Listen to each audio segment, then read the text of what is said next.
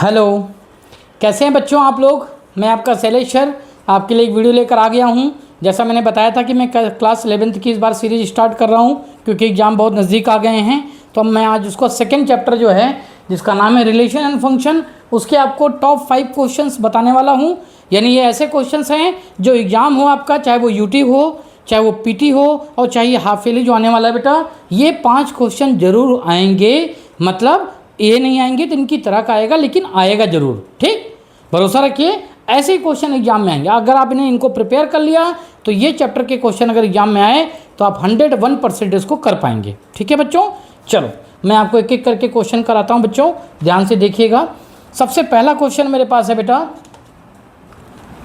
Relation function में concept आप लोगों को क्लियर हो चुका होगा स्कूल में। मैंने भी कुछ वीडियोस बनाई हैं, उनको भी आप देख सकते हैं। मैं क्वेश्चन कराता हूं, लेकिन कोशिश करूंगा कि क्वेश्चन के टाइम पर ही आपको ज़्यादातर कॉन्सेप्ट बता दूं। जैसे यहाँ पे एक क्वेश्चन है, let A equal to 1 2 3 4 5 and 6। Okay बेटा, एंड लिखा हुआ है यहाँ पे डिफाइन। ये डिफाइन करता है, क्या डिफाइन करेगा बेटा? A relation. Define a relation. Define a relation R from A to A. From A to A मतलब A से A में एक रिलेशनशिप डिफाइन करता है, और वो दिया हुआ है यहाँ पे हमें R is equal to x y, है ना, such that Y is equal to x plus 1, है ना, इस तरह से है। अगर ऐसा लिखा हुआ है तो हमें ये रिलेशनशिप दे दिया है। हमें इसका क्या क्या बताना बेटा? एक तो हमें इसका डोमेन निकालना है, एक हमें इसका रेंज निकालना है बच्चों, और एक हमें इसका कोडोमेन निकालना है। ज़्यादातर क्वेश्चन में ना ऐसे बंच करके पूछते हैं, मतलब तीनों चीज़ें पूछेंगे, डोमेन, कोडोमेन और रेंज, ताकि आपको 3 नंबर पूरी तरह से दे सकें। अब इस क्वेश्चन को सॉल्व करने का 2 तरीका है। एल्जेब्रिक मेथड से भी आप इसको सॉल्व कर सकते हैं, और आप डायग्राम बना करके एरो डायग्राम के मेथड से भी इसको सॉल्व कर सकते हैं। यहाँ पे जो फंक्शन मेरे पास है वो है बेटा, ध्यान से देखना, y is equal to x plus 1।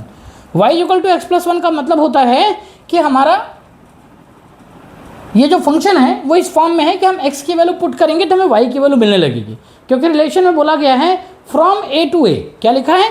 a to a। मतलब अगर मैं इसको डायग्राम बना दूँ ऐसे, एरो डायग्राम, एक ये और एक ये, तो ये मेरा x है और ये मेरा y है। बट ये दोनों ही किससे बिलोंग कर रहे हैं बेटा? a से। मतलब इसके भी एलिमेंट 1 2 3 4 5 और 6 होंगे, इसके भी 1 2 3 4 5 और 6 होंगे। a टू a कहने का मतलब है कि x भी मेरा बिलोंग कर रहा है a से, x बिलोंग्स टू a, और y भी मेरा बिलोंग कर रहा है a। यानी कि x में जो एलिमेंट होंगे वो a से होंगे, और y में जो एलिमेंट होगा वो भी a से ही होंगे।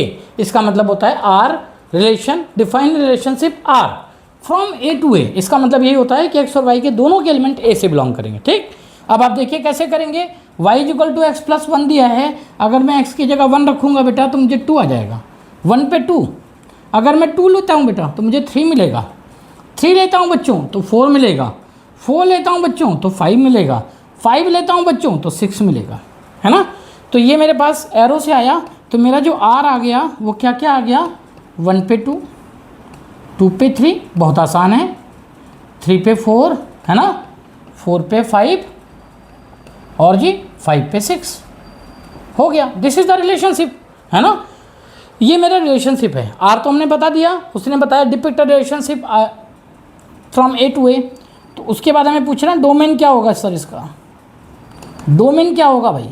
डोमेन होगा, domain is the element of x which take participate in the function. Element of x, x का वो एलिमेंट जो पार्टिसिपेट कर रहे हैं, फंक्शन में पार्टिसिपेट कर रहे हैं। वैसे तो एक्स के 6 एलिमेंट हैं, लेकिन पार्टिसिपेट तो केवल 5 एलिमेंट कर रहे हैं ना, तो डोमेन हो जाएगा 1 2 3 4 5। 6 को क्यों लीव कर दिया सर? 6 को इसलिए लीव कर दिया, इट डज नॉट पार्टिसिपेट, ये पार्टिसिपेट नहीं किया। तो डोमेन केवल वो होंगे जिन्होंने पार्टिसिपेट किया है ना। रेंज क्या होगा बच्चों? रेंज सेम अगेन वही बात कि y के वो एलिमेंट जो x के एलिमेंट के इमेजेस बनेंगे, यानी कि x के एलिमेंट को रखने पर y की वैल्यू जो निकल कर आई है, y है मेरी 2 3 4 5 और 6। ठीक है, यहाँ पे मैंने 1 लीव कर दिया क्योंकि 1 तो आया ही नहीं इमेज के फॉर्म में। अच्छा, अब देखिए भैया, अब आपको बोल रहा है कोडोमेन बता दीजिए। कोडोमेन बता दीजिए बच्चों। कोडोमेन क्या होगा? नाम तो लिखा है कोडोमेन, लेकिन आप इसको डोमेन मत खोजिएगा, ये एक तरह से धोखा है बच्चों। कोडोमेन आपको खोजना है रेंज में। रेंज के जितने भी एलिमेंट हैं जो आए हैं और जो नहीं आए हैं वो सब मिलाकर हमारा कोडोमेन बन जाता है। मतलब 1 2 3 4 5 6 और all the element of the range is the codomain. तो इस तरह से आप कोडोमेन लिख सकते हैं। ठीक है बच्चों, होप कि आपको अच्छी तरह से समझ में आ गया होगा। लेकिन इस तरह का एक क्वेश्चन एग्जाम में जरूर होगा, इसको आप लोग देख लीजिएगा बेटा, है ना। मैं और क्वेश्चन आगे आपको कराता हूँ बच्चों, ध्यान से देखिएगा बेटा।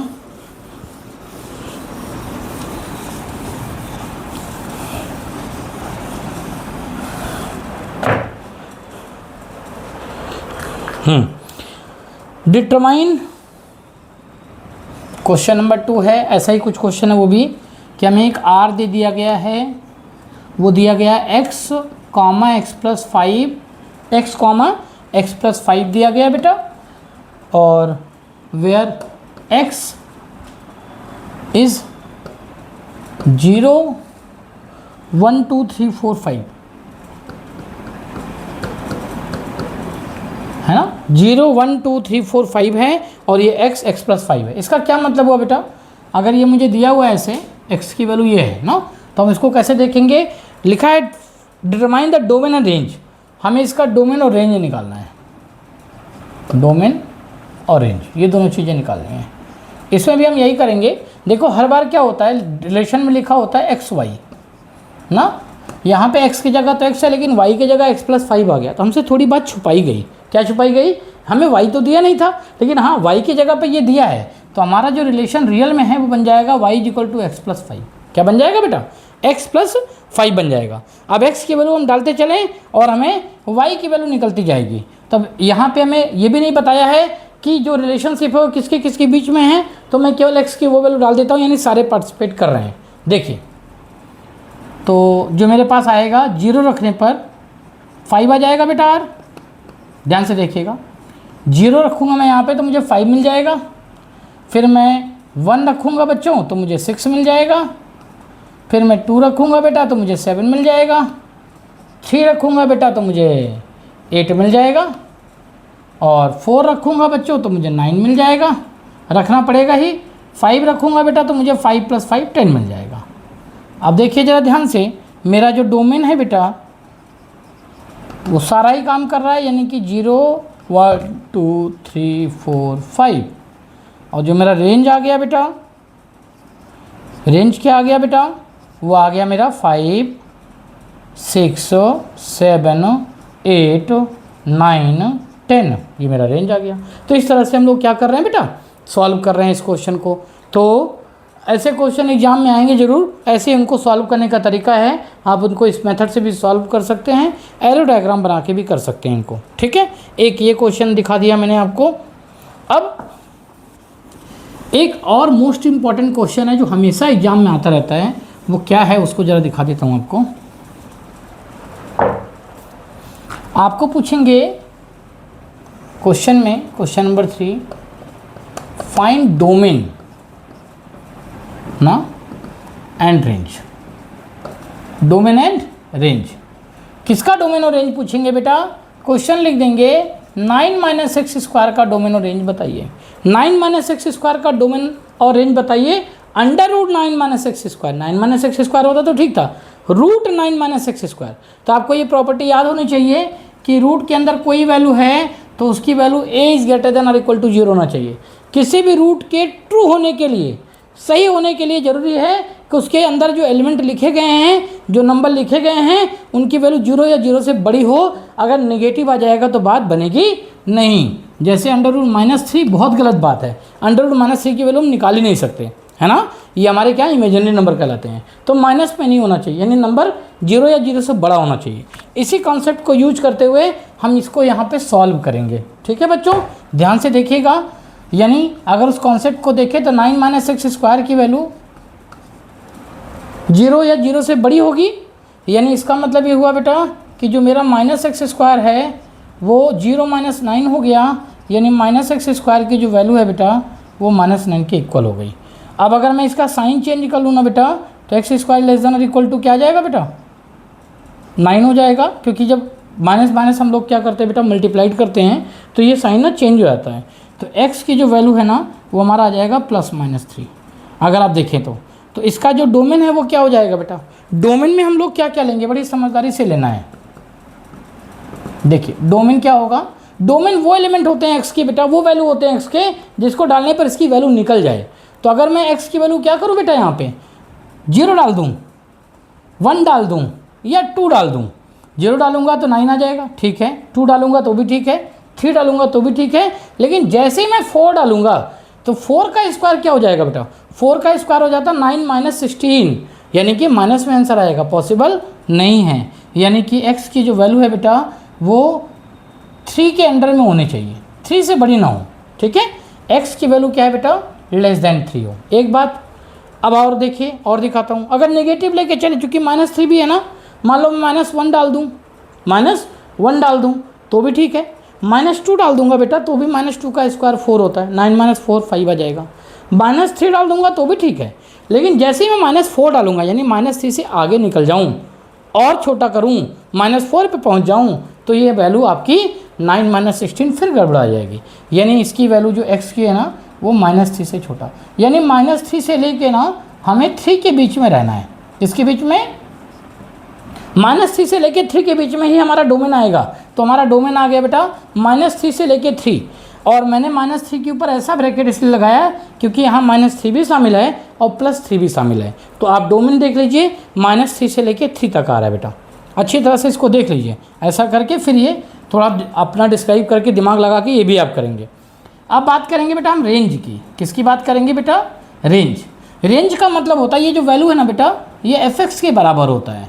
fx का मतलब है हमारा y, है ना, y की क्या क्या वैल्यू आएगी, यानी हम इसमें वैल्यू रखेंगे तो हमें वैल्यू क्या मिलेगी। जैसे मैं मैक्सिमम देखूं तो अगर मैं 3 रख रहा हूं यहाँ, तो 3 का स्क्वायर कितना आ रहा है बेटा, मैक्सिमम से मैक्सिमम क्या रख सकता हूँ, 3 रख सकता हूँ। तो 3 का स्क्वायर बाबू 0 आ रहा है, और -3 का स्क्वायर क्या आ जा रहा है बेटा, -3 का अगर मैं -3 का स्क्वायर करूँ तो भी 0 आ जा रहा है। लेकिन अगर मैं 0 रख दूँ, -3 -2 -1 फिर 0 रख दूँ, अगर मैं 0 रख दूँ तो 9 आ जाएगा। यानी एक तो इसकी मिनिमम वैल्यू 0 आ रही है y की, और मैक्सिमम जो वैल्यू आ जाएगी वो हमारी आ जाएगी 3, है ना। तो इसका जो रेंज है ना बेटा वो 0 से लेकर के 3 के बीच में होगा। यहाँ पर भी यही सिंबल रहेगा। कैसे आए 0 से 3, जब मैं x की वैल्यू -3 से लेकर 3 के बोल दिया मैंने कि भाई डोमेन तो हमारा ये होगा, मतलब मैं x क्या रख सकता हूँ, -3 से लेकर 3 के बीच में कुछ भी नंबर जिसमें -3 और 3 शामिल है। तो मैंने बॉर्डर लाइन पे चेक कर लिया कि -3 और 3 दोनों रखने पर मुझे क्या मिलेगा, बोलो 0 मिलेगा, यानी मिनिमम तो 0 हो गया। अब मैं मान लो -3 के बाद रख देता हूँ 0 यहाँ, तो 0 रखूँगा ना बेटा तो 9 - 0 का स्क्वायर 9 यानी 3 मिल जाएगा, यानी सबसे बड़ी वैल्यू मुझे 3 मिल जाएगी। तो इसका रेंज होगा 0 to 3। इस तरह से आप कर लेंगे बेटा। ऐसा एक क्वेश्चन एग्जाम में आता है बच्चों, ज़रूर आप इसकी प्रैक्टिस कर लीजिएगा। ये क्वेश्चन आएगा और आप मुझे थैंक यू बोलोगे, ठीक है बच्चों। ऐसे ही क्वेश्चन एग्जाम में और आएंगे, उनको ही आप प्रैक्टिस कर लीजिएगा, लेकिन आएगा ज़रूर बच्चों, ठीक है। होप कि अभी तक आपको मैंने जो 3-4 क्वेश्चन बताए वो समझ में आ गया होगा। अभी एक आधा क्वेश्चन और मैं आपको कराऊंगा, देखिए ज़रा। ये हमारा पास क्वेश्चन नंबर 4 है, बहुत आसान सा क्वेश्चन है बेटा। fx = हमें दिया हुआ है बाबू x², और हमें निकालना क्या है, फाइंड 1.1 f1.1 माइनस f1। ये खैर एनसीईआरटी का क्वेश्चन है मिसलेनियस का, लेकिन ये एग्जाम में कई बार आया है, बच्चों को कन्फ्यूज कर, इसलिए मैं इसको करा रहा हूँ। कैसे करते हैं, ऐसे बहुत से क्वेश्चन आएंगे, आप कर सकते हैं उसको। 1.1 का मतलब होता है बेटा कि जो हमारा x है ना उसकी जगह 1.1 लिखना है। इसका स्क्वायर करें तो ये 121, 11 का स्क्वायर करेंगे। डेसिमल बेटा 2 प्लेस पे लगाना, क्योंकि यहाँ 1 प्लेस है ना, तो 1.1 × 1.1 यानी 2 प्लेस का डेसिमल, तो 1.21 आ गया। f1 तो आप लोग समझ ही रहे हैं कितना आएगा, f1 आ जाएगा बेटा हमारे पास 1 का स्क्वायर यानी कि 1, ठीक है ना। अब ये दो वैल्यू अगर मिल गई मुझे, एक तो f1 मिल गया मुझे और एक f1, तो मैं यहाँ रख देता हूँ ये वैल्यू। इसका तो है 1.21 -1 आ जाएगा, नीचे 1.1 -1 आ जाएगा, ठीक है। इसमें से सब्ट्रैक्ट करें बेटा तो 0.21 आएगा और यहाँ 0.1 हो जाएगा। 1.1 में से 1 सब्ट्रैक्ट करोगे बेटा तो 0.1 आएगा। अब आपको इसको काटना है, छोटा करना है बेटा, तो आप क्या करो, पहले लाइट रेशियो में कन्वर्ट करो। यहाँ डेसिमल 2 प्लेस पर है तो यहाँ पे 2 प्लेस कर लो, 0 लगा दो आगे। अब ये और ये क्या हो जाएंगे बाबू, कट जाएंगे। आंसर आ गया हमारा 21/10, यानी और छोटा करें तो 2.1। दिस इज़ आपका फाइनल आंसर, ये आपका फाइनल आंसर है। इस तरह से आप आंसर इसका बता देंगे। ऐसा एक क्वेश्चन एग्जाम में उम्मीद है मुझे कि इस बार आएगा ज़रूर, है ना, क्योंकि चूँकि पैटर्न चेंज हुआ है तो अब CBSE भी थोड़े ऐसे क्वेश्चन दे रहे हैं जो NCERT की बेस पर हैं।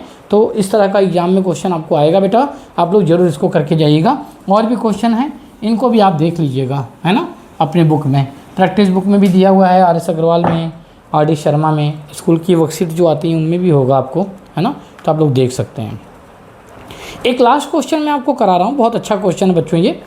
इसकी भी उम्मीद है कि इस बार अगर एग्जाम हुआ कोई हमारा हाफ ईयरली का, और अगर ये क्वेश्चन देना चाहेंगे, अच्छा पेपर बनाना चाहेंगे, तो वो ज़रूर इसको बनाएंगे, ज़रूर इस क्वेश्चन को देंगे।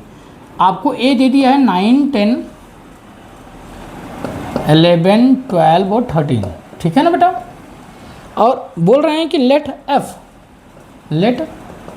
F such that a belong to n. A हमारा किससे बिलोंग कर रहा है बेटा, एन से। B defined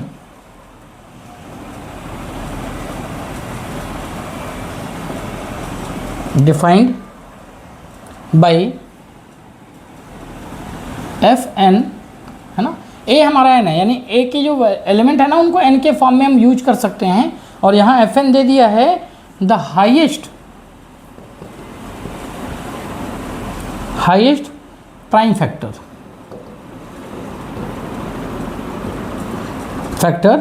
of n, highest prime factor of n. N के हाईएस्ट प्राइम फैक्टर्स हैं, तो अगर ये एन के हाईएस्ट प्राइम फैक्टर्स होंगे तो क्या क्या एलिमेंट आ जाएंगे बेटा, मैं आपको दिखाना चाहता हूँ। आर में क्या क्या आएगा मेरा, आर में मेरा आ जाएगा बेटा 9 का जो हाईएस्ट प्राइम फैक्टर्स हैं वो है बेटा 3, आप ध्यान से देख लीजिए। 10 में 2 फैक्टर होते हैं बेटा 2 और 5, तो हाईएस्ट प्राइम फैक्टर हो गया 5। 11 का हाईएस्ट प्राइम फैक्टर 11 खुद है। 12 में आप देखेंगे बेटा तो 2 होता है 3 होता है, 2 प्राइम फैक्टर केवल होते हैं, तो हम इसका 3 ले लेंगे, 3 ऑलरेडी लिया गया है, और 13 का हम 13 ले लेंगे, तो ये हमारा आंसर हो जाएगा। ये आर है। अब कैसे आया फिर से मैं समझा दूँ। 9 का हाईएस्ट प्राइम फैक्टर 3 होता है, 10 का हाईएस्ट प्राइम फैक्टर 5 होता है, 11 का प्राइम फैक्टर तो 11 खुद है, 12 का प्राइम फैक्टर 2 और 3 था, मगर चूंकि 3 ऑलरेडी आ चुका है तो मैंने यहाँ रख लिया, ठीक है, इसको दोबारा नहीं लिखा। ओके बच्चों, फिर 13 खुद एक प्राइम नंबर है तो मैंने 13 लिख दिया, है ना। तो ये मेरा सेट बन गया R = 3, 5, 11 एंड 13। सो इस तरह से आपको रिलेशनशिप में क्वेश्चन दे सकते हैं, आपको ऐसे क्वेश्चन आ सकते हैं। तो मैंने कोशिश करी बेटा कि कुछ ऐसे क्वेश्चन आपको कराऊं कि अगर आपने चैप्टर बहुत अच्छे से पढ़ लिया है और आपको ये समझ में नहीं आ रहा है कि क्वेश्चन एग्जाम में किस तरह के आएंगे, तो इसी टाइप के क्वेश्चन आपको मिलेंगे करने के लिए। और भी प्रैक्टिस करिए बेटा, बुक में प्रैक्टिस की कोई सीमा नहीं होती, जितनी मर्जी उतनी प्रैक्टिस करिए, है ना। लेकिन आप इन क्वेश्चन को भी ध्यान से देखिएगा, एग्जाम में ये क्वेश्चन जरूर आएंगे बच्चों, है ना। और आप लोग को कुछ क्वेश्चंस अगर मिलते हैं कि सर ये क्वेश्चन भी हैं अभी छूट गए आपसे, तो आप कमेंट बॉक्स में लिख के बताइएगा। वीडियो को लाइक और सब्सक्राइब करिएगा बच्चों। मिलते हैं नेक्स्ट वीडियो में, बाय।